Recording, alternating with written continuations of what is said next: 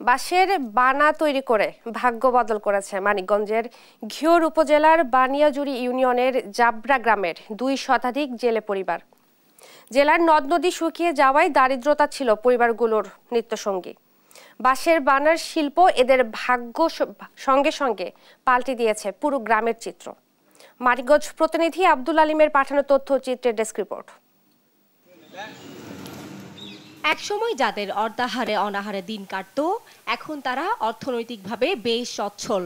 দিন বদলের সাথে সাথে নারীসহ তাদের সন্তানদেরও স্কুলে পাঠিয়ে শিক্ষার পাশাপাশি কর্মজীবী হিসেবে গড়ে তুলছেন তারা। তাদের তৈরি বানা যাচ্ছে ঢাকা, গাজীপুর, ময়মনসিংহ, গোপালগঞ্জ, পাবনা, সাতক্ষীরা, ব্রাহ্মণবাড়িয়া, নেত্রকোনা ও নরসিংদী সহ দেশের প্রায় 14টি জেলায়। তাদের তৈরি বাঁশের এসব বানা ব্যবহার হয় মাছের ঘের তৈরিতে। সেই সাথে ব্যবহার করছেন পেঁয়াজ ব্যবসায়ীরা। পেঁয়াজ ব্যবসায়ীরা বানা দিয়ে মাচা তৈরি করে তাতে সংরক্ষণ করছে জেলার উৎপাদিত পেঁয়াজ।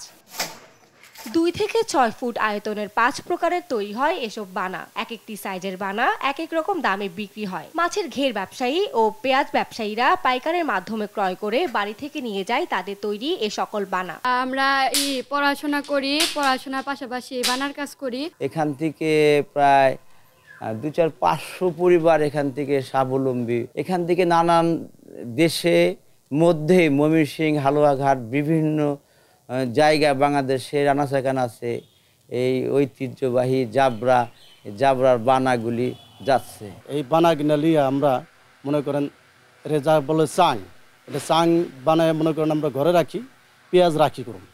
পেঁয়াজ এই মাছা পাইতে যারা বলে চাং, এটা এইভাবে রাখা হয় যে পেঁয়াজটা ভালো থাকে। এটা মূলত মাছের ঘেরের জন্য বানাটা তৈরি করি। বাংলাদেশে যে প্রান্তে মাছের ঘের আছে বানা লাগে, আর বর্তমানে পেঁয়াজ রাখি করে। এই বানা বিছিয়ে চাঙ্গের ভিতরে তারপরে পেঁয়াজগুলো রাখি করে। জেলে সম্প্রদায়ের যে সকল পরিবার বানা তৈরি করে জীবিকা নির্বাহ করে আসছে, তাদের জেলা ও উপজেলা প্রশাসনের পক্ষ থেকে সকল প্রকার সহযোগিতা করার আশ্বাস দিলেন উপজেলা প্রশাসনের এই কর্মকর্তা। এবং এই সংক্রান্ত রাষ্ট্রীয় কোনো অনুদান বা সুযোগ সুবিধা যদি আসে, আমরা তাদের সর্বোচ্চ গুরুত্ব দেওয়ার চেষ্টা করব। উপজেলা প্রশাসন সবসময় তাদের পাশে রয়েছে।